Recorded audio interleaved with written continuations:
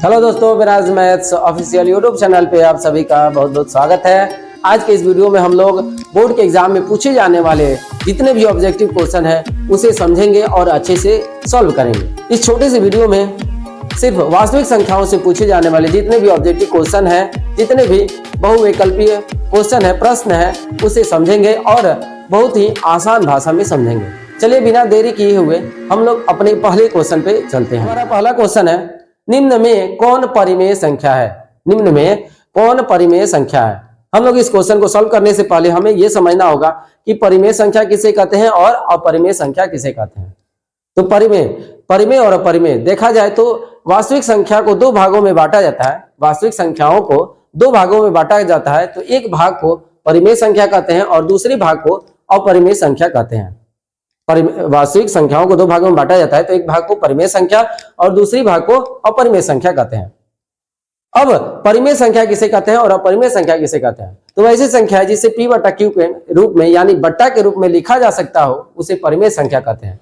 जैसे 5 बटा 2, ये पहले से बट्टा है, लेकिन हम 5 लिख दें तो ये भी बट्टा में छिपा हुआ है। बट्टा में छिपा हुआ है 1, यानी डिनोमिनेटर यानी हर में एक छिपा हुआ है। हम लिख सकते हैं 5 बटा 1, 5/1।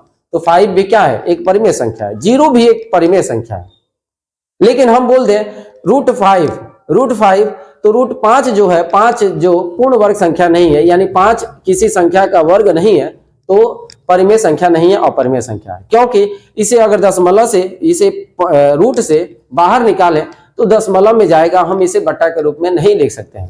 इसके लिए हमें वर्गमूल निकालें तो हम कभी भी वो कटा नहीं सकते हैं, इसीलिए हम उसे बट्टा के रूप में नहीं लिख सकते हैं। दशमलव में भी दो तरह का होता है, एक कट जाता है, एक नहीं कटने वाला भी होता है परिमेय संख्या, जो आगे हम लोग इस वीडियो में ही समझेंगे। तो रूट वाला वैसी संख्या होना चाहिए जो पूर्ण वर्ग संख्या हो। पूर्ण वर्ग संख्या रूट में हो तो वो संख्या परिमेय संख्या होता है, लेकिन जो संख्या पूर्ण वर्ग संख्या नहीं है, वो संख्या उस पे अगर रूट लगा हो तो कभी भी परिमेय संख्या नहीं होगा, वो हमेशा अपरिमेय संख्या होता है। अब थोड़ा सा ये समझते चलते हैं हम लोग कि पूर्ण वर्ग संख्या किसे कहते हैं। वह संख्या जो किसी संख्या का वर्ग हो, वह संख्या जो किसी संख्या का वर्ग हो, उसे पूर्ण वर्ग संख्या कहते हैं। जैसे 10 किसी संख्या का वर्ग नहीं है, 10 किसी संख्या का वर्ग नहीं है, यानी 10 एक पूर्ण वर्ग संख्या नहीं है। फिर हम देखते हैं 4, छोटा संख्या है 4 किसी संख्या का वर्ग है कि नहीं है? तो हमें पता है कि 4 2 का स्क्वायर 2 का वर्ग होता है, यानी 4 एक पूर्ण वर्ग संख्या है। 4 एक क्या है? परफेक्ट स्क्वायर नंबर है। हम 9 ले लें, इसके बाद वाला संख्या 9 ले लें, तो 9 एक क्या है? पूर्ण वर्ग संख्या है। क्यों? क्योंकि 9 3 का स्क्वायर होता है, 3 का वर्ग होता है, 3 का वर्ग 9 होता है, 9 होता है, तो यानी 9 क्या है? पूर्ण वर्ग संख्या है। यानी 9 पे हम रूट लगा दें तो हम इसे परिमेय संख्या ही बोलेंगे। क्यों? क्योंकि √9 को हम रूट से बाहर निकाल सकते हैं। जब रूट से बाहर निकालेंगे तो हम लिख सकते हैं +3 या -3, यानी हम +3 को ही 3/1 लिख सकते हैं और -3 को भी -3/1 लिख सकते हैं, यानी ये क्या है? परिमेय संख्या है। अब होता है कुछ ऐसी संख्या जो दशमलव में होती हैं लेकिन परिमेय संख्या नहीं होता है, और कुछ दशमलव वाली संख्याएं भी होती हैं जो परिमेय संख्या भी होता है। तो हम लोग अपरिमेय संख्या में इसे समझते हैं। अपरिमेय संख्या उसे कहते हैं जिसे p बटा q के रूप में नहीं लिखा जा सकता हो। p बटा q के रूप में नहीं लिखा जा सकता हो, वो अपरिमेय संख्याएं होती हैं। अब यहाँ पे थोड़ा सा ध्यान दें तो अपरिमेय संख्या दो तरह की दिखती हैं, दो प्रकार की नहीं, दो तरह की होती हैं। अपरिमेय संख्याएं दो तरह की दिखती हैं, एक रूट वाली संख्याएं और दूसरी दशमलव वाली संख्याएं। अपरिमेय संख्याएं दो तरह की दिखती हैं, एक रूट वाली संख्याएं और एक दशमलव वाली संख्याएं। रूट वाली संख्याओं को समझे तो अभी हम लोग परिमेय संख्या में जैसे समझे सेम वही है। वैसी संख्या है जो पूर्ण वर्ग संख्या नहीं होता है, अगर उस पर रूट लगा है तो वह अपरिमेय संख्या होता है। जैसे 10 पूर्ण वर्ग संख्या नहीं है, अगर इस पे रूट लग जाए तो क्या हो जाएगा? अपरिमेय संख्या हो जाएगा। वैसे ही संख्या है जो पूर्ण वर्ग संख्या न हो, उस पे रूट लगा हो तो क्या होता है? अपरिमेय संख्या होता है। अब दशमलव वाली संख्या समझे तो दशमलव वाला संख्या भी दशमलव हम ध्यान दें तो दशमलव दो प्रकार का होता है, शांत दशमलव प्रसार और अशांत दशमलव प्रसार। अगर कोई दशमलव में है तो शांत हो सकता है और अशांत होता है, अशांत हो सकता है। अब अशांत पे ध्यान दें तो अशांत दो प्रकार का होता है, एक अशांत दशमलव प्रसार होता है, अशांत अनावर्ती होता है, और एक अशांत आवर्ती होता है। अशांत दशमलव प्रसार दो प्रकार का होता है, अशांत अनावर्ती और अशांत आवर्ती। अनावर्ती और आवर्ती को हम ध्यान दें तो आवर्ती उसे कहते हैं जो एक निश्चित संख्या आवर्त होते जाता है। जैसे लिखते हैं 1.56565656 यह अनंत तक जाता है। तो हम देखें तो इसका दशमलव प्रसार एक आवर्ती है, आवर्ती यानी 5656 होते जा रहा है, 565656, यानी हम इस पे बार लगा सकते हैं, इस पे बार लगा सकते हैं। जब बार लगाएंगे तो ये क्या हो जाएगा, परिमेय संख्या हो जाएगा। परिमेय संख्या ये भी है, मतलब बार लगा पा रहे हैं यानी वो परिमेय संख्या ही है। वैसी संख्या जिसमें बार लगा सकते हैं या बार लगा हो वो परिमेय संख्या होता है। यानी वैसी संख्या है जिसमें बार हम नहीं लगा सकते हैं, यानी बार नहीं लगा हो और बार लगा भी नहीं सकते हैं, तो अपरिमेय संख्या होता है, दशमलव वाला संख्या जो देखें। क्यों, कैसे लिख सकते हैं 1.763756213, इसमें हम बार लगाना चाहें तो नहीं लगा सकते हैं। कोई भी इसमें आवर्त नहीं है, कोई भी संख्या रिपीट नहीं हो रहा है कि 763 763 763 या 7 ही 7 नहीं आ रहा है। केवल वो कोई संख्या रिपीट होता है, कोई नंबर रिपीट होता है, आवर्त में होता है तो हम उसे परिमेय संख्या बोलते हैं। और रिपीट नहीं हो रहा है, आवर्त में नहीं है, यानी अपरिमेय संख्या है। आई होप आप लोग समझ गए होंगे परिमेय संख्या और अपरिमेय संख्या। इस छोटे से 5-6 मिनट का वीडियो है, इसमें अगर आप ध्यान से समझ लेते हैं, ध्यान से देखते हैं तो परिमेय और अपरिमेय संख्या में कोई डाउट नहीं रहेगा। चलिए हम लोग क्वेश्चन को सॉल्व करते हैं। हम फिर से बता दें कि आप जो भी क्वेश्चन आपके स्क्रीन पे आएगा, सबसे पहले पॉज करके उस क्वेश्चन को सॉल्व करें अपने मन से, और फिर देखें कैसे समझाया जा रहा है। अगर समझे कोई भी चीज, क्वेश्चन समझने के बाद यदि दूसरा कोई समझा रहा है तो और बेटर तरीके से समझ पाते हैं। तो ऐसा ना सोचे हमें नहीं आ रहा है तो हम स्किप कर देते हैं। आप उस क्वेश्चन को अच्छे से समझे और फिर नेक्स्ट क्वेश्चन यानी अगले क्वेश्चन को अच्छे से सॉल्व करें। सबसे पहले पॉज करें और उस क्वेश्चन को सॉल्व करें, और आंसर आ रहा है तो कमेंट बॉक्स में जरूर क्वेश्चन का आंसर दें। क्वेश्चन को सॉल्व करते हैं। हमारा क्वेश्चन है, निम्न में कौन परिमेय संख्या है?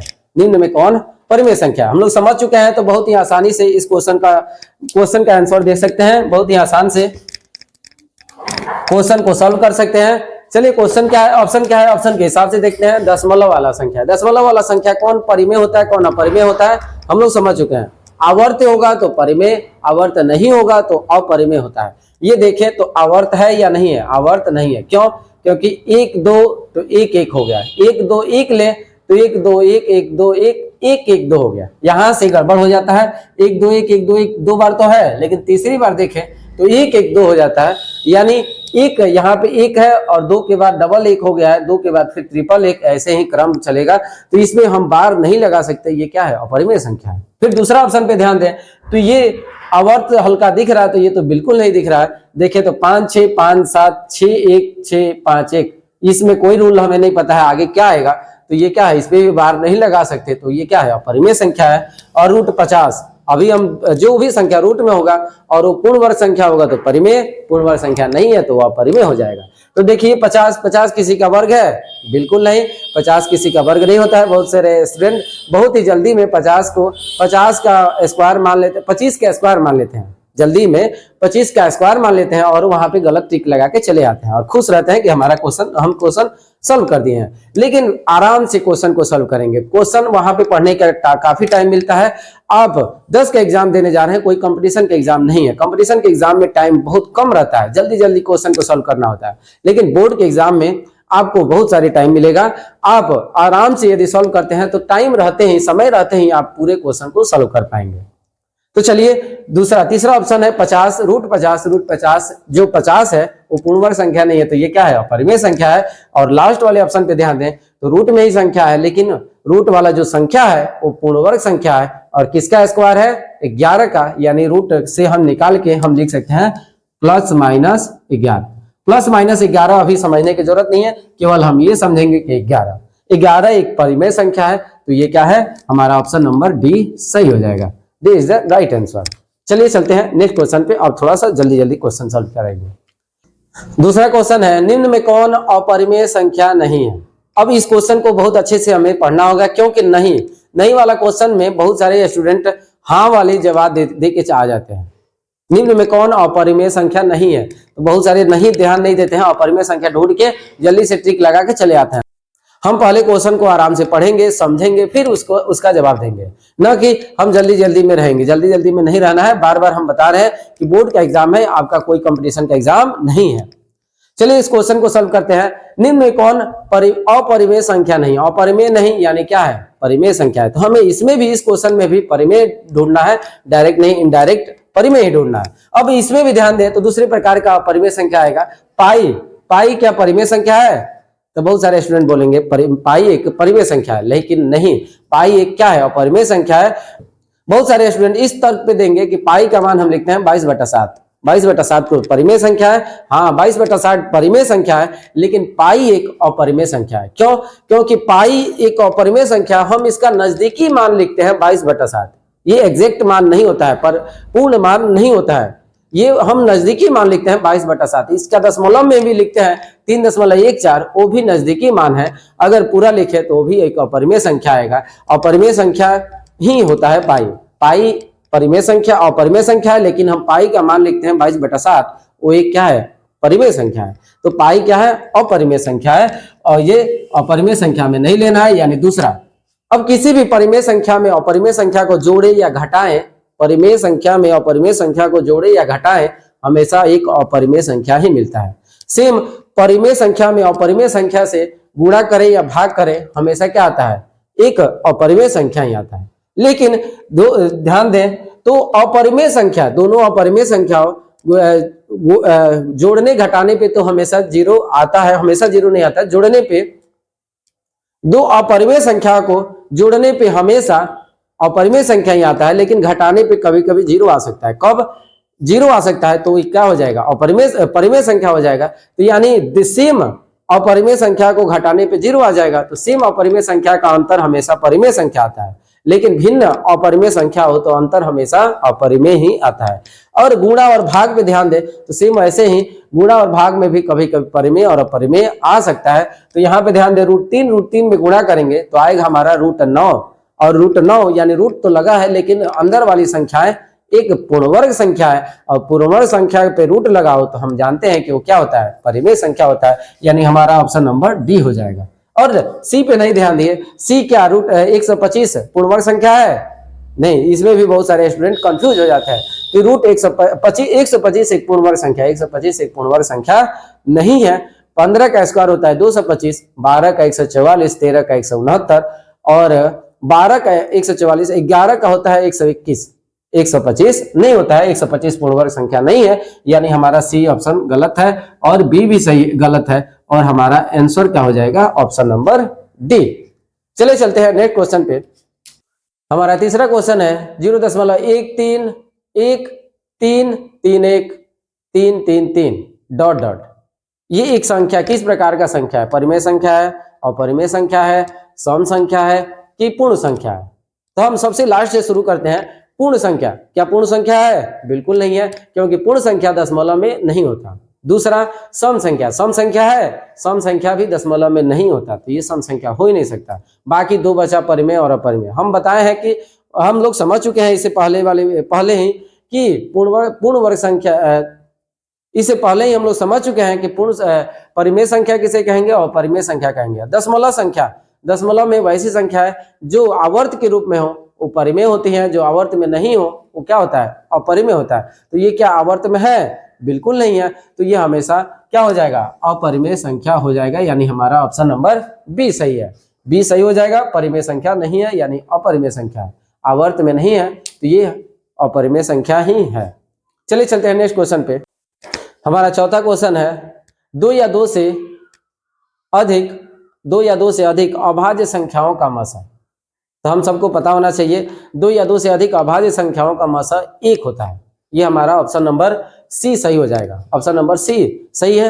हम लोग 2 या 2 से अधिक अभाज्य संख्या निकाले, 2 अभाज्य संख्या या 2 या 2 से अधिक, यानी 3 अभाज्य संख्या या 4 अभाज्य संख्या, जितना भी हो सभी का मसा निकालें तो हमेशा 1 आएगा। तो हमारा ऑप्शन नंबर हो जाएगा सी।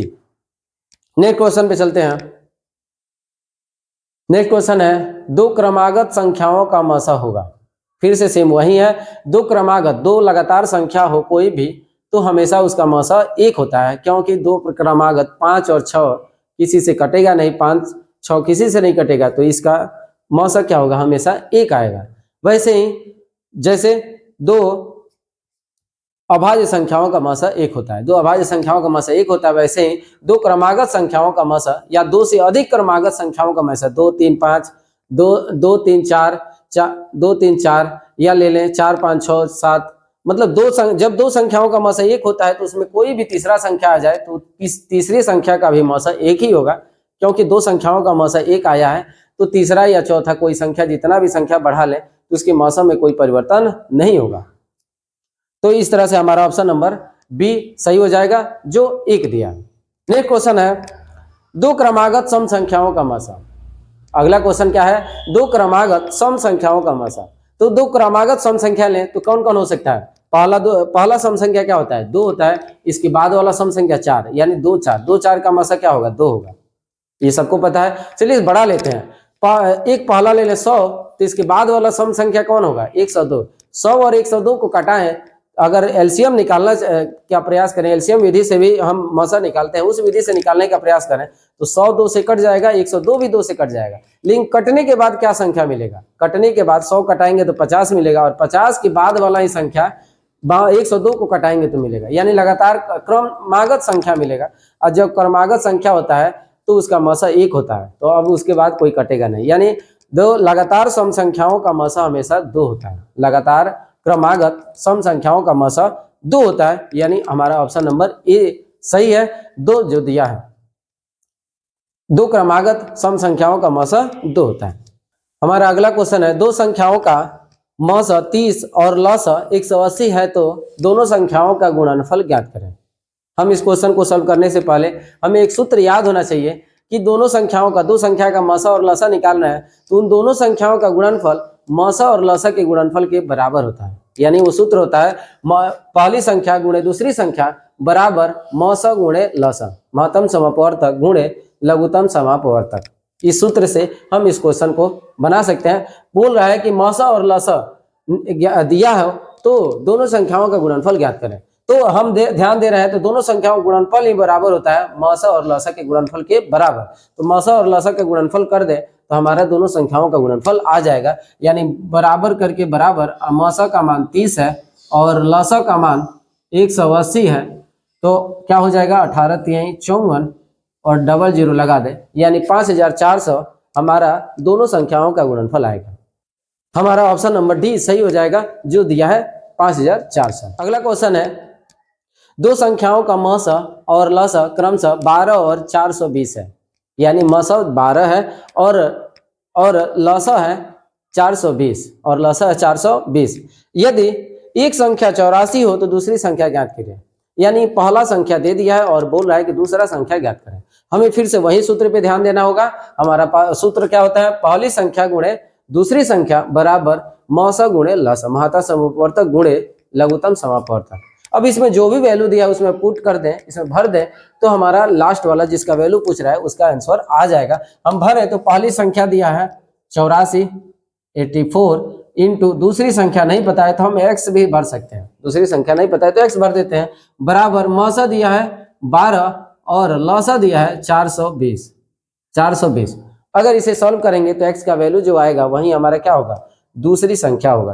तो हम इसे कटा दें तो 12 से ये कट जाएगा, 12 7 84 और फिर 7 से 7 6 42 यानी 60, तो इधर बच गया x और उधर बच गया 60, यानी हमें दूसरी संख्या निकल गया, दूसरी संख्या बराबर 60, यानी हमारा दूसरा संख्या क्या हो जाएगा 60, जो ऑप्शन नंबर बी है। बी 60 दिया है तो सही हो जाएगा। हमारा अगला क्वेश्चन है निम्न में कौन अशांत दशमलव विस्तार है।